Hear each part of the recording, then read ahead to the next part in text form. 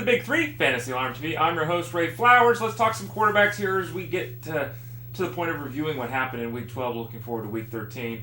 And we're going to start with the number of 3.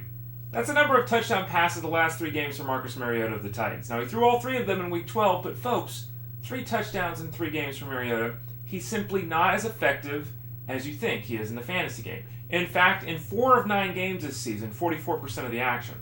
4 of 9 games, he has a grand total of 1 touchdown pass. That's 3 games, 0, 1 of 1. He's very inconsistent. He also doesn't throw for yards. 5 of his last 6 games, he hasn't thrown for 235 yards. So while he's been great as a rookie, and he's had some wonderful highs, overall he's been very inconsistent and a very moderate option. Be careful you're not counting on him down the stretch. Second number today is 1.17. That is the touchdown rate per game as a passer for Tyrod Taylor over his last 6 games. In those 6 games, he's thrown 7 touchdown passes. But Ray, no, he runs. Yes, he can run, but folks, he has 1 rushing touchdown in 7 games. 1. So that means 1 rushing touchdown in 7 games, 1.17 passing touchdowns in his last 6 games. He doesn't produce points with his legs into the end zone or with his arm into the end zone, despite what we saw when he went for 291 and 3 against the Chiefs in Week 12. He's just not that guy. It's also the first time in 6 games, that he's had more than 1 touchdown pass. Okay?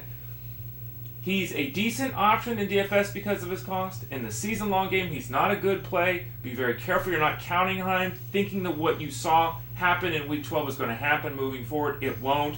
There's no volume here. There's no consistency here. There's no real upside with Tyrod Taylor.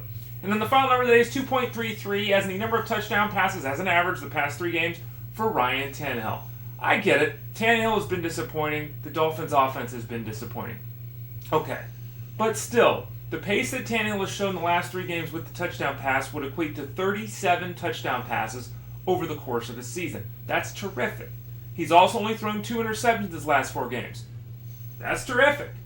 For the last 6 games, he's been over 280 yards. He's had a couple of down efforts in there that cause people to think this guy just isn't very good.